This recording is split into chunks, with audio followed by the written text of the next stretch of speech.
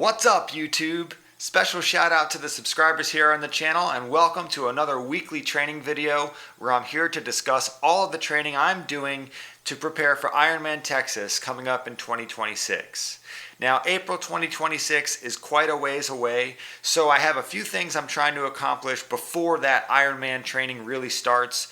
Specifically, I've been working on trying to get a little bit stronger and a little bit faster over the summer by focusing on some short distance racing.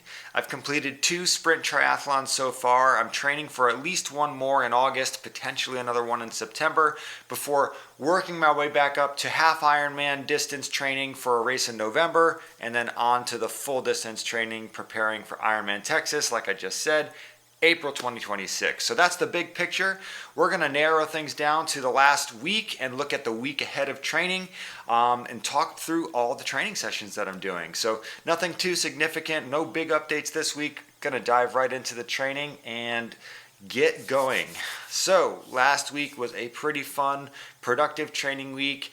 Coming off of a great race on Sunday, I'm always a little bit cautious going into training after a race. It's more about sort of making sure I can continue to train and not overdo it. In the past, including last summer, I've had some experiences where after a great performance or where I push my body really hard, sometimes the days after, I can end up sort of finding out the hard way that I might have pushed a little bit too hard and that my body wasn't quite ready to handle the stress of that race and then to continue training right afterwards. So I was really very grateful after Sylvan Beach Triathlon this summer, which was back in June 8th. I was able to move right into another solid 6-7 weeks of training without anything holding me back, nothing really getting in the way. Got the next race out of the way last week, and here I am again in that sort of post-race week where I'm a little bit concerned because of previous experiences.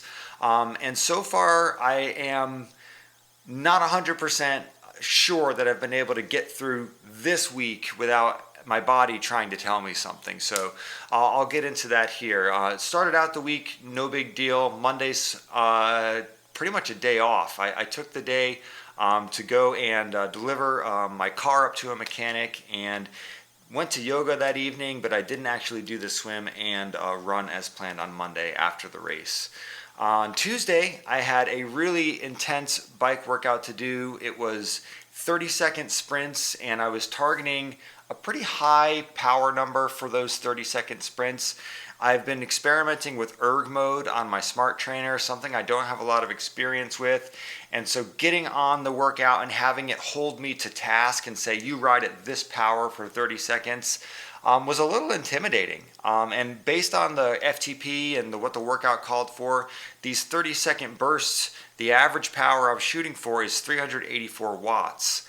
I don't have a lot of experience at all trying to sort of put out that much power under my own control, whether it be on the road or on the trainer. So using erg mode, it was basically allowing me to just pedal as hard as I could, and if I'm doing more power than needed, it's just gonna, the trainer won't provide as much resistance, and if I'm not doing enough, the trainer will provide more resistance. So I really just tried to grit my teeth and cycle at 90 to 92 cadence around there, trying to keep my cadence up and just hang on for those 30-second chunks. I'm really happy to say that I was able to get through all 20 of those 30-second reps. Got that high power output on the actual 30-second sprint.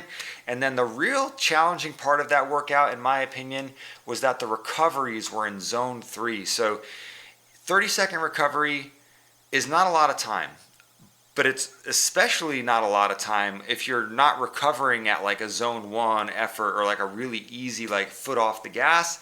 Instead, I'm recovering at a moderate power output, and that's the recovery. So definitely a tricky workout. Pushed the envelope on the bike there, got off onto the run, and the workout called for a easy pace out, increased pace back.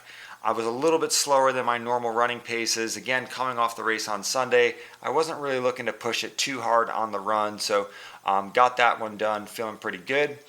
Moving on to Wednesday, I had some speed work to do, and this is where those sort of alarm bells, I'm like, okay, it's only a few days after I've raced. In the past, 2 days after I've raced, I've pushed it and then ended up sort of needing to take a break because my body has said, hey, stop, too much.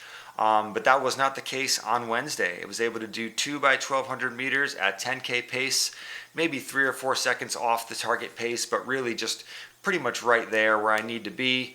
And felt pretty good about it. Went out and did a little bit of bike riding with my son on mountain bikes on some trails that day. Pretty solid training day, overall. Also, the previous day before I did that sprint workout on the bike, I knocked out another strength training session. I've been doing them on Tuesdays and Thursdays. So moving into Thursday, all I had to do was that sports-specific strength training session and a very easy ride on my bike, which I did again with my son on the mountain bikes on some trails. So Thursday was a super chill training day. Friday was also pretty chill. Went and got a little less than 2,000 yards done in the pool. Swam some 200s, felt pretty good, and then went and rode my bike again with the kiddo. So we did 3 days in a row of riding. And it was a nice way to sort of, get off my tri-bike a little bit and get a little extra cycling in. On to Saturday. So Saturday I had on the training plan was an hour and 5 minute easy pace run. And I really leaned into the easy pace aspect of it. The first 3 miles, 4 miles or so, I did at a jog with some friends. It was a social run opportunity. We got together at the trails here that are nearby. There's a gravel trail system that we went and ran on. So I jogged for the first 40 or so minutes, really kept my heart rate down, having great conversation, just, jogging along, talking about things. Again, really leaning into that easy effort aspect of the run. The last 30 minutes, I pushed into my zone 2 heart rate, pushed into my easy pace range, was feeling pretty solid. And then I decided at the end of that run that I would do a couple of sort of extra credit pull-ups and push-ups. So went ahead, knocked out some pull-ups, knocked out some push-ups, started to feel a little bit of strain on my left shoulder, neck area. And was kind of questioning, did I really need to do those push-ups and pull-ups? Like maybe that was a little too much. No big deal. Moved on, went to the grocery store, came home, got down on the ground to do some foam rolling. And when I got into that plank position to start rolling, I felt something in my left shoulder, like neck area, just sort of go and just sort of, just tighten up. And I knew in that moment, I was like, here it is. This is the sign that my body is, been overcooked a little bit too much, with this racing. And, so those are the, I've been sort of fearful of this happening all week because of it happening in the past. And I can say that although I was very concerned, I tried my best to try to put it in perspective and really just listen carefully to my body and say, hey, it's saying something, but it's not necessarily saying you need to stop. So took it with a grain of salt, spent the rest of the day on Saturday after that little event feeling kind of concerned, was not sure if it would affect my sleep. And fortunately on Saturday night, I got a great night of sleep. I woke up a little bit later than usual. I knew as soon as I woke up that I wanted to go ahead and give the bike ride a try. I had been wondering if I needed to maybe keep the bike ride on the trainer, if my neck was going to be bothering me, the idea of sort of having limited mobility and being able to look around on the bike, all things that ended up not being reality at all. So I was pretty nervous about it on Saturday.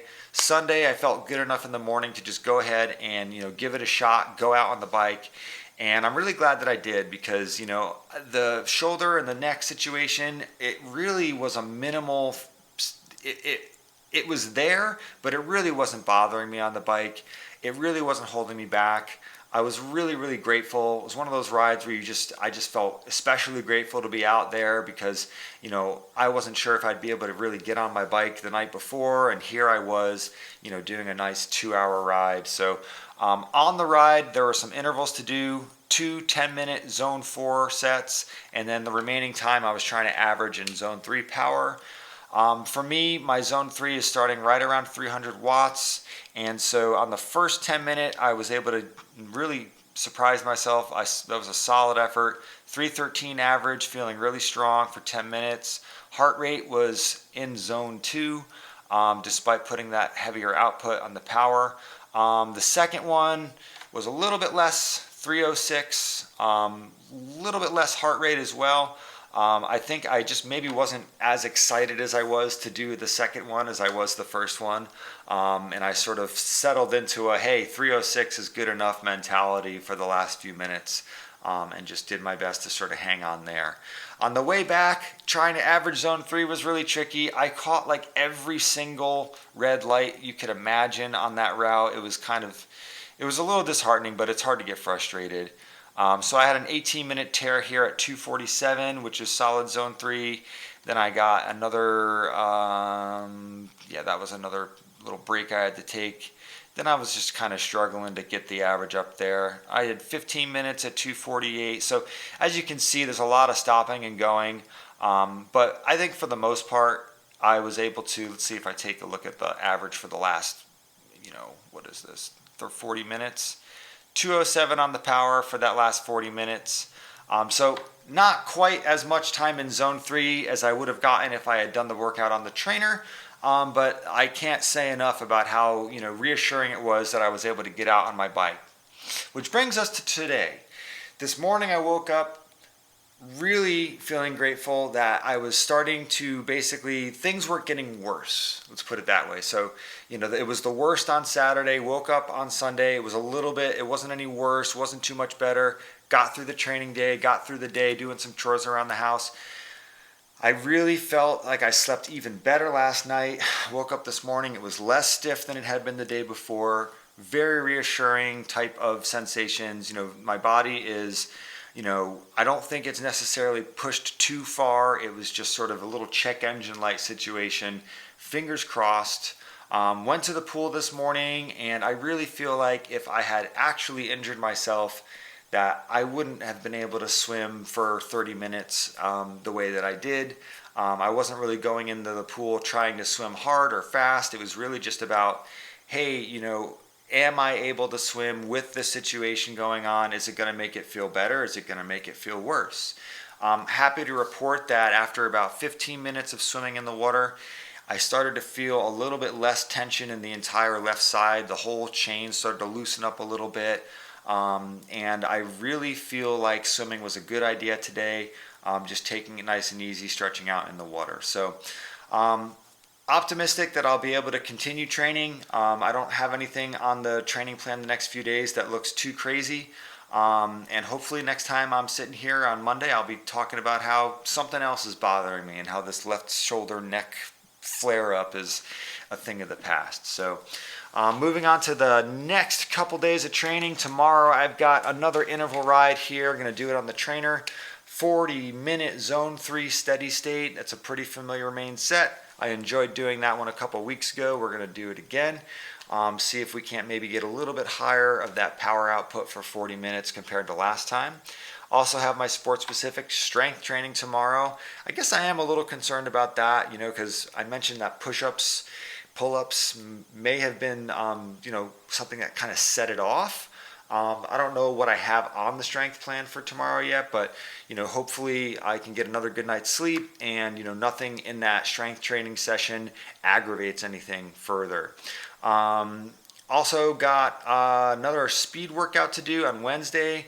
Gonna go do that ladder. I've done that one the week before the race. 400, 600, 800, 1000 at 10K effort, 800, 600, 400 at 5K effort. Last time I did that workout, I did that 800 at 5K pace right around 306. I would love to break 3 minutes on that 800 this week, so that's a little mini goal that I have for myself. On to Thursday, sport-specific strength training, 40-minute easy ride zone 2. Probably going to try to do that one on the tri-bike this week. Maybe go do some laps at the park. Friday, I have a swim to go do at the pool.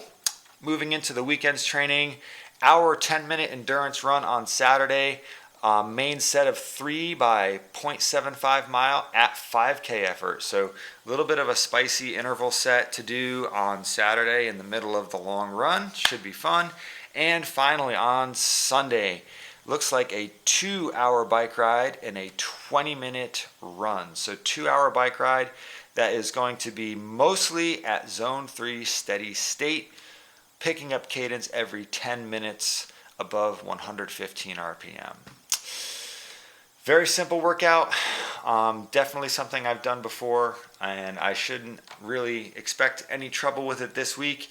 So I'm just gotta be patient, try to calm myself down. Hopefully my body will continue to sort of repair itself, and I will be back next week to talk about how it all turned out. Appreciate you tuning into the video this week as usual. And of course, if you have anything to add to the discussion, go ahead and put it in the comments. I'll definitely check it out and give you a reply. Take care. I'll see you in the next one.